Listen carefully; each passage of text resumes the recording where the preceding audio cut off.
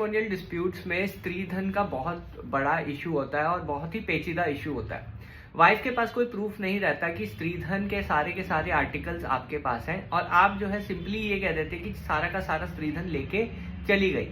पर क्या होता है कि कभी कभी जो है मैट्रिमोनियल डिस्प्यूट्स में समझौता हो जाता है कि जो स्त्रीधन आर्टिकल्स हैं वो आपको रिटर्न करने हैं, उस पर आप एग्री कर जाते हैं और एक लिस्ट तक अटैच कर देते हैं। जब भी ऐसा समझौता होता है तो आप एक लिस्ट अटैच कर देते हैं कि ये आइटम्स मैं लौटाने को तैयार हूँ, ये आप रेडी हो जाते हैं। तो यहाँ पे क्या होता है कि अगर वाइफ ने कल को ये समझौते से बैकआउट कर दिया या फिर इस समझौते का कोई पालन नहीं हुआ आगे, तो केस चलेगा।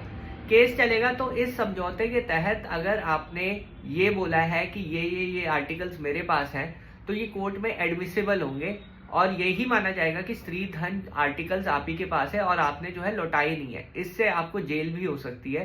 तो हमेशा ध्यान रखिए, अगर आपका स्टैंड ये है कि स्त्री धन आर्टिकल वाइफ जो है लेके चली गई है, कोर्ट में ये स्टैंड है, तो कभी भी समझौते में ये चीज एडमिट मत कीजिए कि स्त्री धन आर्टिकल्स आपके पास है और आप जो है रिटर्न करना चाहेंगे उसे।